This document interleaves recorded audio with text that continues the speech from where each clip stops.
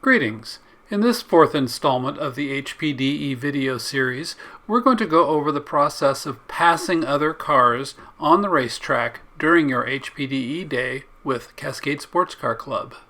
Passing another car on the racetrack is always a cooperative process, requiring both cars to work with each other to ensure that the pass is made safely and cleanly. It is possible, but is not always the case, that the passing flag may be shown to a slower car as a faster car is approaching it from behind. As the faster car approaches the lead car, it will position itself in the side view mirror of the lead car. This is what we call presenting. The lead car can then, from inside of their car, tap their rear view mirror to acknowledge that they have seen the faster car approaching. This is called a mirror tap. As the pair of cars approaches a passing zone, the lead car will assess the situation and determine whether or not they want to be passed and if that pass can be executed cleanly and safely. If the lead car wants the following car to pass them, once they reach the passing zone cones, they will issue a point by.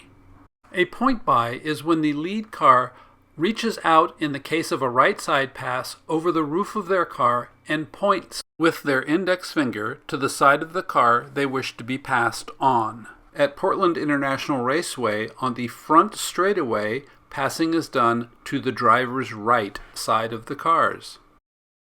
On the back straightaway at Portland International Raceway, passing is done to the driver's left. The point by would look like this. In certain situations, we may accept use of turn signals instead of a manual point. This will be covered at the driver's meeting. When the cars reach the passing zone, if the lead car has given a point by, it is now up to the following car to determine whether or not they can make a pass safely. If the following car determines that they can make the pass safely and they choose to do so, they will pull out from behind the lead car, pass it, and then tuck back on the racing line. Passing is always done in designated passing zones, which are indicated by a vertical cone and a cone laying on its side showing where the passing zone begins, and again at the end of the passing zone. In this clip, we're going to show how a front straightaway pass is correctly signaled and accomplished. Here we are, going around turn 12, approaching the front straight. As we finish turn 12, the lead car will issue their point by right there. The following car now pulls out around and then begins the pass once they reach the passing zone. After finishing the pass, they will then go back onto the racing line and continue with their lap. In this clip, we're going to show how things don't always go exactly to plan. Something fishy is going on with that blue and yellow car in the lead. They're staying track right as they exit turn 12. And now the blue and yellow car is giving point bys on the wrong side.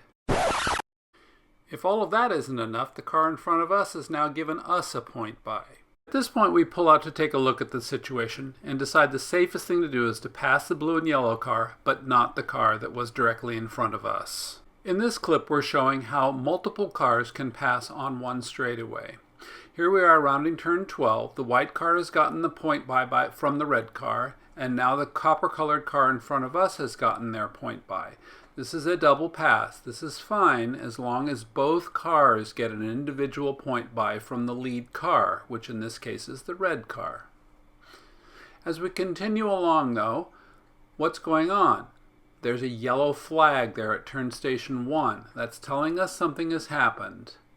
As we round turn 1, sure enough, there it is. That car has gone off track. This is just a reminder we must always pay attention to all the flagging. The advanced groups may be using passing zones between turns 3 and 4 and 6 and 7. This will be gone over at the driver's meeting. Just because there are passing zone cones does not mean that your group is allowed to use them. So pay attention at the meeting and make sure that you only use the appropriate passing zones. To review, with Cascade Sports Car Club, passing is always and only done with a point buy. Passing is only done in designated passing zones. For the novices, that's the front straight and the back straight. For intermediate and advanced drivers, it may, but does not always, include between turns 3 and 4 and turns 6 and 7. This will be discussed at the drivers' meeting. It is also possible that the passing zones for your run group may change throughout the day. Pay close attention at the drivers' meeting and then to any announcements that may happen. It is your responsibility to pass only in the correct passing zones as per your run group. One last thing, there's never any passing under a yellow flag situation. Please refer to the flagging video for a complete list of the flags and all of their meanings. If you have any additional questions about passing or any other part of your HPD E-Day with Cascade, reach out to your instructor or any of the Cascade staff. We're happy to help. And thanks for watching.